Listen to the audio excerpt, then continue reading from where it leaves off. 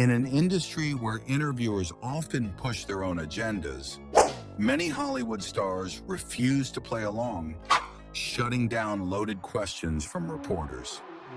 A memorable instance occurred when Jerry Seinfeld was questioned about the lack of racial diversity on his iconic show Seinfeld. Initially trying to deflect the criticism with humor, Seinfeld's frustration quickly became apparent. He sharply expressed that the focus should be on whether a comedian was funny rather than on their gender or race. He went further, criticizing the tendency of others to overanalyze such matters, calling it anti-comedy. For Seinfeld, the quality of humor mattered most, and he made it clear he wouldn't engage with the idea that race needed to be considered in comedy. Similarly, Samuel L. Jackson took an even bolder stance during a press conference when questioned about his use of racial slurs in Django Unchained. When a reporter asked him to repeat the N-word, Jackson didn't just dismiss it, he turned the tables on the interviewer, demanding that the reporter say the word first. Jackson's defiance left the reporter in an awkward spot, revealing how unwilling the actor was to entertain a line of questioning that felt more like an attack than a legitimate inquiry. This bold tactic made the point that certain discussions, especially those centered around race and language, require a more nuanced approach rather than sensationalism or exploitation. Denzel Washington also displayed incredible composure when faced with questions about race relations. When asked whether race relations had improved, Washington gave a thoughtful response, saying that true progress is made not by laws or political mandates, but by individuals coming together and engaging in conversations. He argued that no president or government could legislate love or force people to like each other. This nuanced and wise perspective highlighted his belief that real change comes from human interaction, not from imposed policies. This wasn't the first time Washington had addressed sensitive racial topics with such calm authority. He was also asked why a black director was necessary for certain projects. Washington's response was a masterclass in understanding cultural differences, pointing out that just as Steven Spielberg could direct Schindler's List, Martin Scorsese could direct Goodfellas. But each filmmaker brought their own unique perspective rooted in their background. For Washington, it wasn't about race. It was about the culture the director could authentically bring to a film. Morgan Freeman, too, had a number of memorable moments when confronting race-related questions. His iconic take on Black History Month is particularly noteworthy. When a reporter questioned Freeman about the necessity of a Black History Month, he famously said, "Black history is American history," and rejected the idea of segregating historical narratives.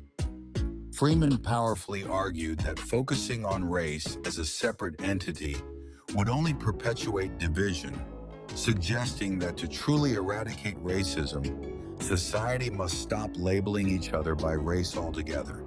His directness left a lasting impact on those who heard it, demonstrating how Freeman used his platform to advocate for unity rather than division.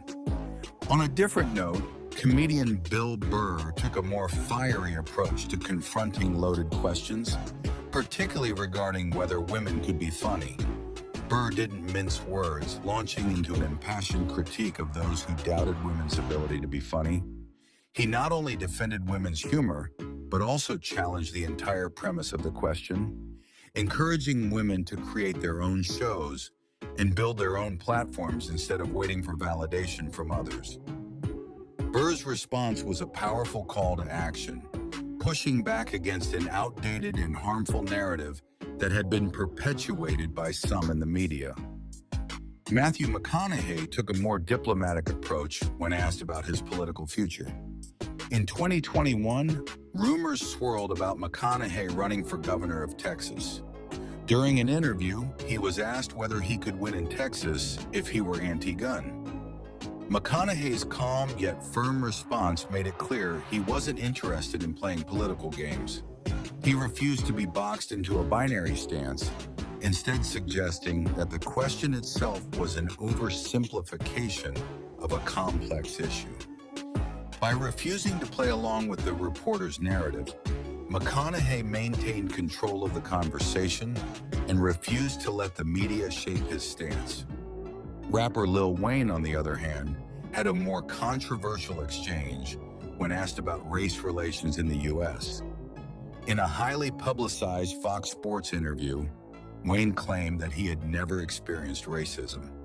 His bold response quickly led to backlash, and when asked whether he regretted his comments, Wayne stood his ground, reinforcing his point with fiery conviction. His refusal to back down and admit any wrongdoing in the face of public criticism made it clear that he wasn't going to be swayed by the media or public opinion. UFC middleweight champion Sean Strickland took a similar, if not more intense, stance when confronted by a reporter who asked politically charged questions during a press conference. Strickland's response was unapologetically blunt, calling out the reporter for their supposed agenda and making it clear that he was not buying into the political narratives that were being pushed. His heated words about societal issues went viral, showcasing his willingness to speak his mind, regardless of public perception. Dana White, UFC's CEO, also demonstrated his commitment to free speech when a reporter asked about the UFC's approach to political correctness. White firmly stated that he didn't control what fighters said or believed, reaffirming his belief in free speech and rejecting the idea of imposing a leash on anyone. His straightforward and principled response underscored his commitment to letting people voice their opinions without fear of censorship.